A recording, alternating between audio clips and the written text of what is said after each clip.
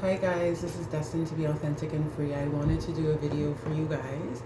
I wanted to talk about the particle theory, okay, and how I found out about the particle theory and how the particle theory basically opened me up to really going down my rabbit hole on my journey and understanding the interdynamic play of how things work on a bigger context. And so, when I worked at a salon in 2011, 2012, there was a really old lady who came in to see me. This lady was so fabulous. I don't remember her name to date. She used to tell me everything that was happening in her life. And one day she told me to watch down the rabbit hole, what the bleep do they know? She started me on a journey that changed my life forever, and I want to share it with you guys. If you have not watched it, it's definitely a life-changing movie, and every person has to see it. So when I watched this movie, there was a part in the movie that was called the double slit experiment, and it is kind of sciencey, but that's okay. I like knowledge. So they had particles, and I just want to talk about matter for a sec because I want to put this all together, right? So all matter consists of very small particles which are constantly moving or in continual state. The degree in which the particles move is determined by the amount of energy they have and their relationship to other particles. Okay? So I want to break it down to make sure we understand all of it, okay? So all matter consists of many very small particles which are constantly moving. That means we are matter. There's matter around us that we can't see because they're too small. And they're all interrelated. They're continually moving. We're vibrating. It's vibrational energy, right? Sorry, my kids are in the background. One sec. Okay? And so they're always in this continual state, right? Like a wave, and they talk about a wave in it. It is a wave, just like wavelength. Everything is in wavelength, right? Everything, light, sound, everything. Okay, so the degree in which the particles move is determined by the amount of energy they have. This is amazing, okay? The amount of energy that you have. Imagine you're living in a society to where you're different. Let's just say attention ADD, ADDHD. Okay, these people are considered hyperactive, but maybe their energy is not being utilized and their threshold is not being utilized in the way that it is conducive. And this is just, I'm saying, an example of what I'm talking about here.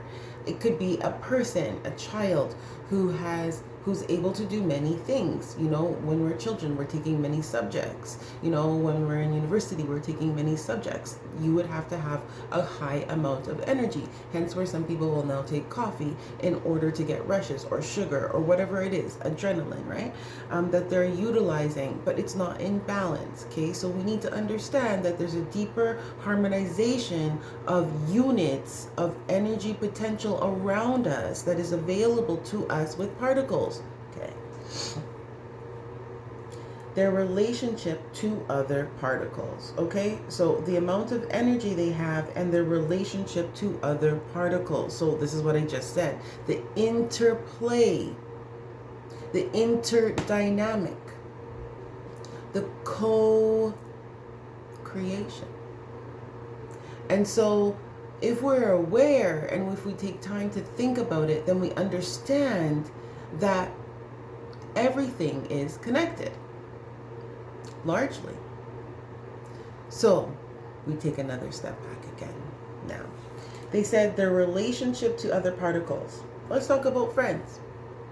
Let's talk about family. Let's talk about environment. Okay? So friends. Birds of a feather flock together. So your foundation, your DNA, your environment, all of these things are going to have a dynamic. Your thinking patterns are going to have a dynamic of the type of people that you have around with you for whatever reason.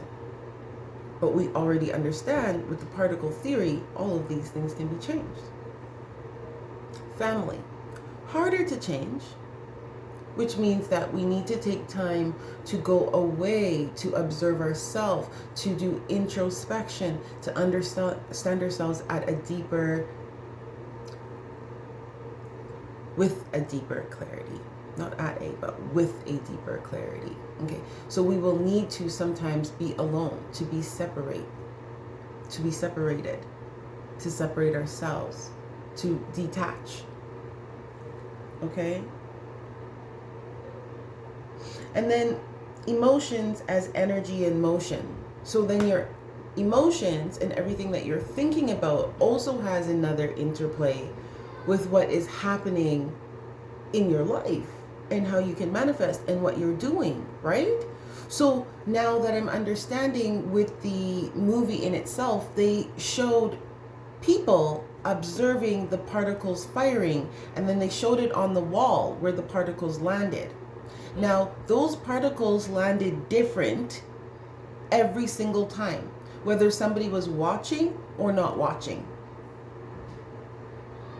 So, if you want to manifest something, I'll ask you, would it be better to do this with a bunch of people?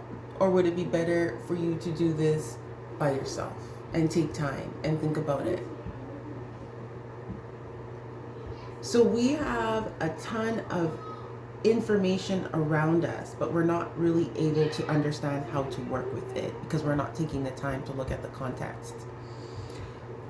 There was one more scientist who ran an experiment who added another slit to this particle theory. And what they found out, that was future evidence or future events can change the present moment. That's like deja vu. That's like premonition. Okay? That is so many things that go out of this world. So, if we look at that and if we think about that, what vibration are we in and what is it connected to?